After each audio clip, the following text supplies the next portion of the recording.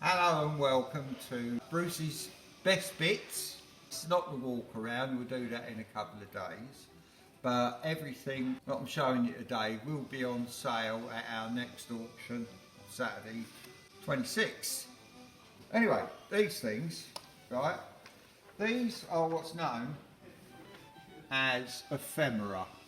This is a lot of probate thing, right? This one is what's known as an indenture. Now, if you're a young chap and you're going to go into drapery or carpentry or anything like that, you would have to become an apprentice. Now, apprentices in them days were about 7 years, but you'd have to sign this indenture. So you've got the signature of the person, you've got the signature of the employee, and you've got a witness.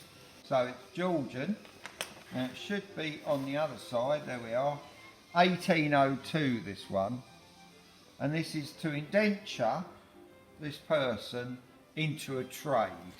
So it's like an agreement, I agree to work for you and I will agree to teach you the job. Now these are all fabulous, they're all on handmade paper or vellum, which is skin, very thin skin. These are all different sorts of big old documents that look lovely if you frame them and put up on the wall. They just look really nice. You've got seals, and in there's a little piece of silver. In there, that's a little piece of silver stamped. Sometimes it's part of a coin, but it's the tax, if you like, for becoming indentured. Really interesting. Now this whole lot is all reference to local people of the area around Peterborough. Now, apparently these come out of a solicitor's. Once one of these things is 100 years old, then they're deemed to be okay to get rid of. But these are much earlier than that. This one is a copy of the helmet that's worn by, like Kaiser Wilhelm, or senior German officers before the First World War. So they wore them in the First World War, but believe you me, these never got anywhere near a battle because this was the generals and the higher officers, and normally they'd be covered. Now, it's pretty realistic, or it looks pretty realistic, but it is a copy. Now you notice just here, it's got all the crosses around there. Now the Germans in the First World War had, with God on our side, on their belt buckles, but so did a lot of the British. But that's quite interesting. That would look nice in somebody's military collection. Now this piece is in the Georgian period. There was no fire service, none at all, not as such. And there was certainly no public fire service.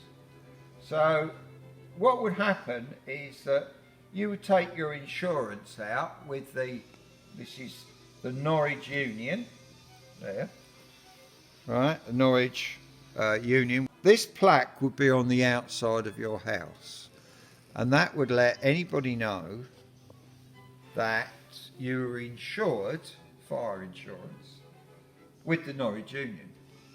Now, the Norwich Union had its own fire services around.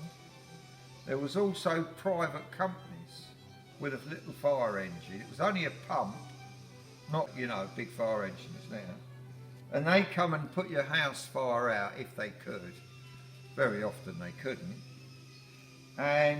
But this plaque would tell them who you're insured with and the fact that you are insured, or your house is insured, against fire. There we are. This chap, he's a motor racer, motorcycle racer, and this is a pair of his leather racing trousers. And please don't forget, big ticket with our name on, Harrison's. That's the lot number, so if you want to have a good look. Right, but that's his racing trousers. And there's his boots.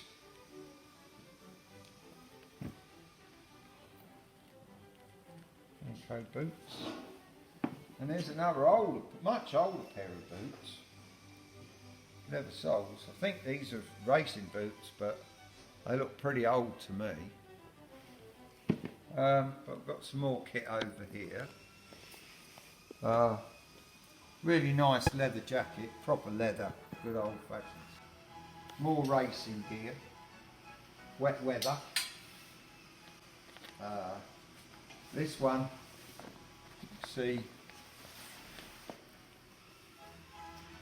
Honda racing gear. And yeah, there's another one there, you see. This one's, what we got here? Frank Thomas. That's all racing stuff. It's there for you to buy as individual items.